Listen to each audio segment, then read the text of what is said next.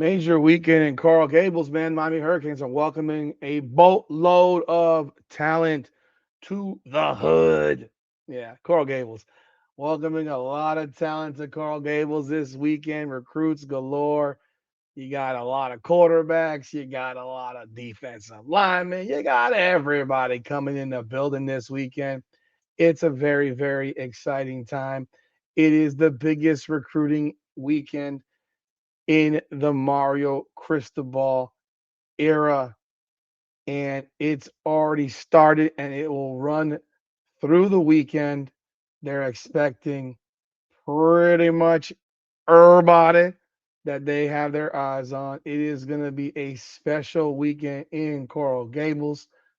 Miami Hurricanes are hosting a truckload, and there is a big story pop in terms of a crystal ball that has now been put in the favor of the Miami Hurricanes, and that is one in the form of quarterback Israel Abrams out of Chicago.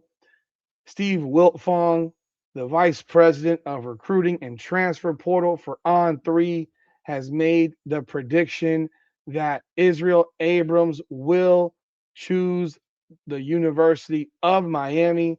Right now, it has Miami as a 53.7%, and number two is Auburn at 34%. Wiltfong has a 60% confidence rating in this. So we shall see. I mean, he was here this week. He's been here this week, or he's gone already, but he was here and he had a lot of glowing things to say about Miami. You don't typically hear a guy go that into it without it being real.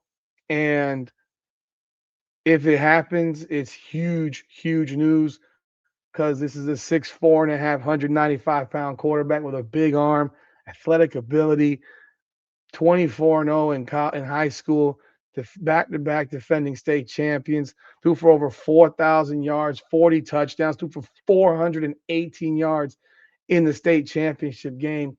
So this would be mega freaking news that could possibly pop off. And he says he wants to make a decision soon. So Abrams' commitment to wherever will probably come in the next couple of weeks. So be on the lookout for that. Let's jump on in. Welcome back, everyone, to another edition of Hurricanes Unfiltered, powered by Come On Now, the podcast. I'm your host, Rudy Rodriguez Shomad. Hit the like button, subscribe to the channel, ring the bell, leave your comments, shout out, and of course, hype the video. Those hypes are so important, and those comments are very, very important. Share the video, share our content, man. Share it with your social, share it with your friends. Let everybody know that we are here.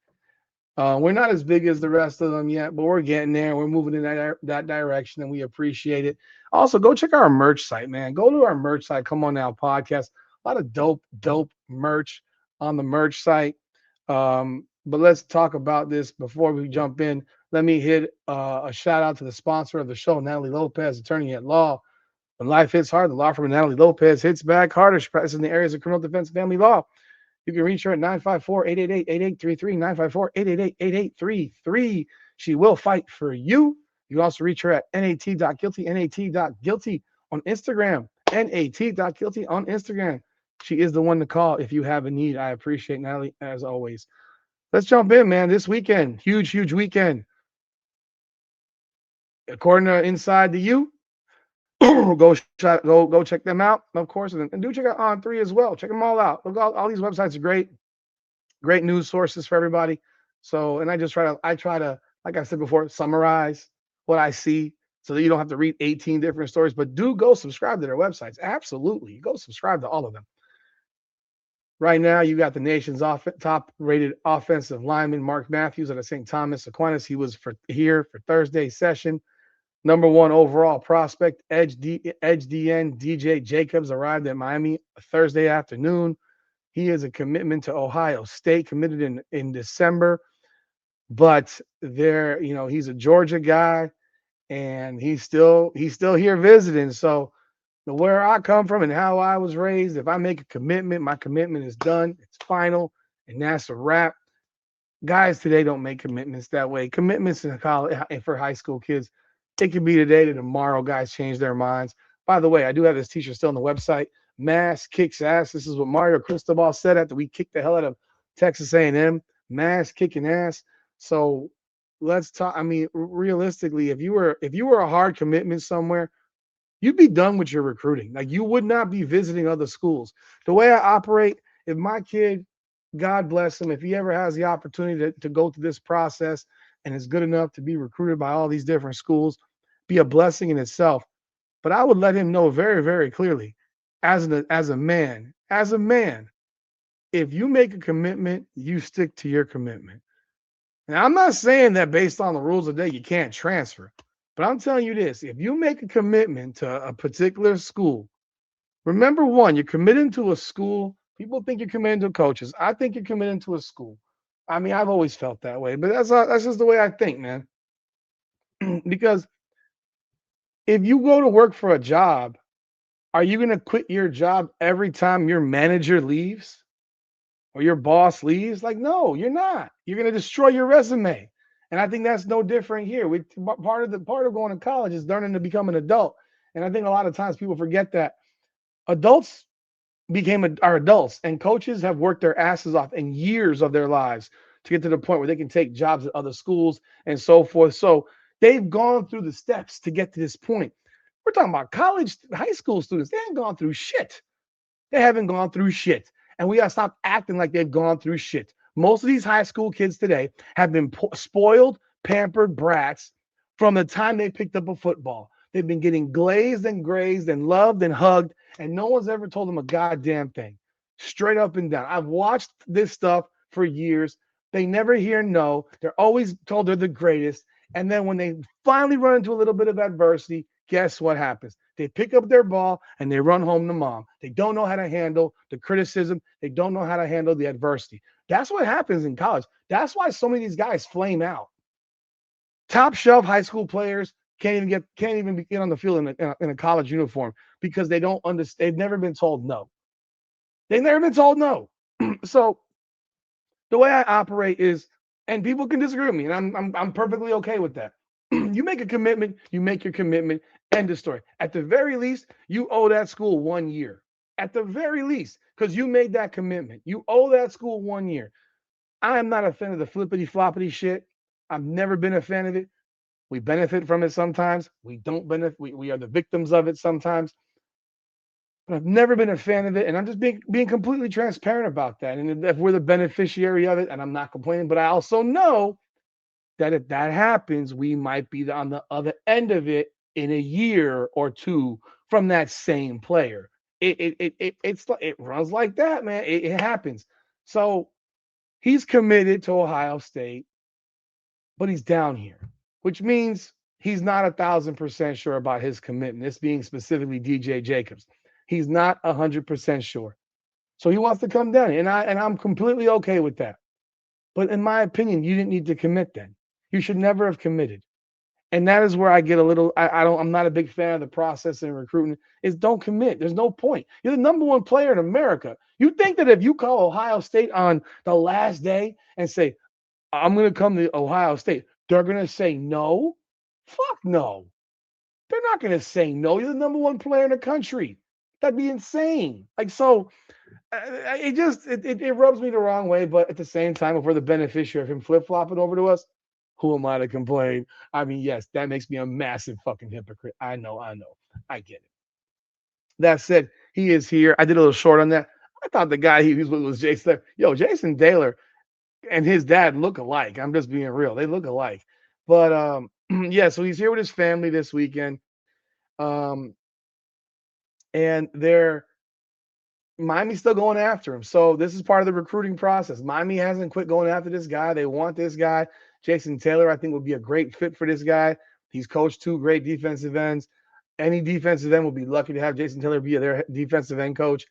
And there's other guys that are here as well. You know, you have top end edge defender at a Greenwich, Connecticut country day, top 50 player, Mekhi Brown, 6'7", 230-pounder. He's the number 48 overall prospect and number 8 on the edge. Houston, Texas, Langham Creek, top 24 defensive lineman, Ezekiel Ayingbil. You got 2028 defensive lineman Jackson Vaughn, number 19 overall. Asher Gito, number 27 overall. Dawson Jacobs, number 80 overall. So that's the number 4, 3, 4, and 9 defensive linemen in the country, as well as Fayetteville, E.E. Smith edged Kessel Cruikshank.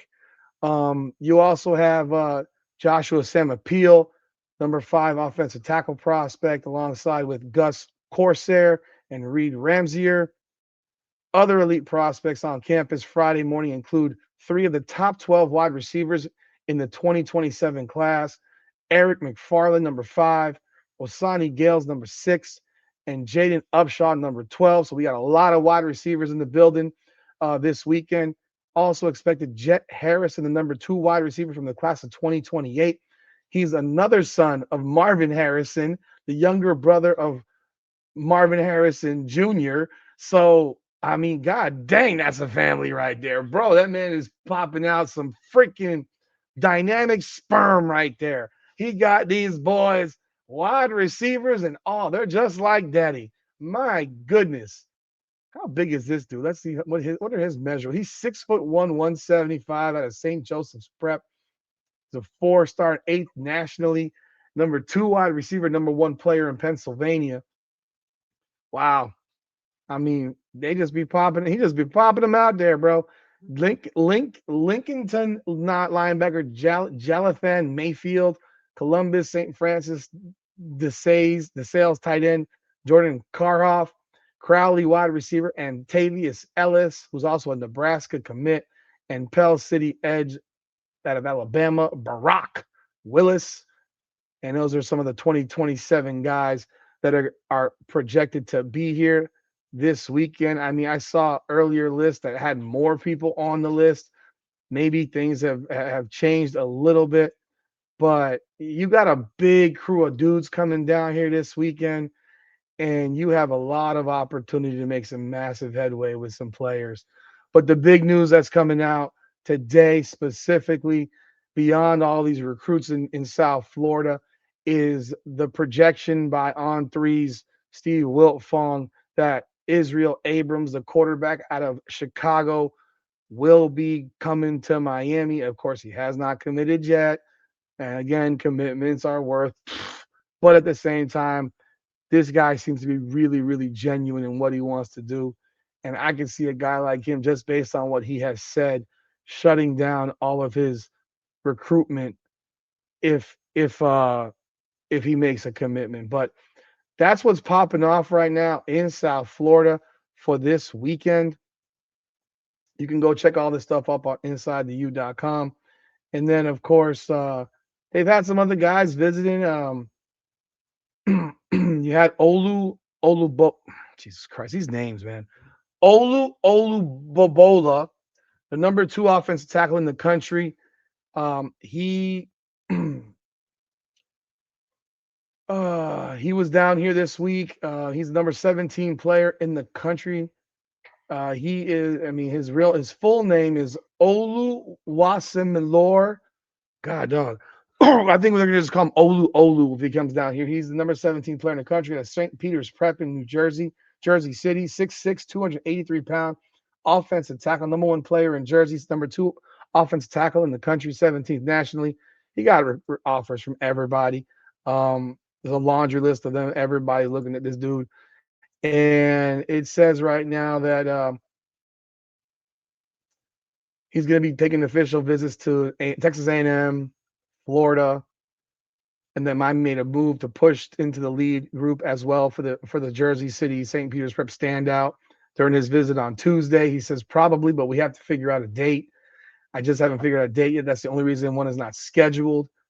So it looks like he's going to be making a visit to Miami. He talked about the level of coaching they have stood out.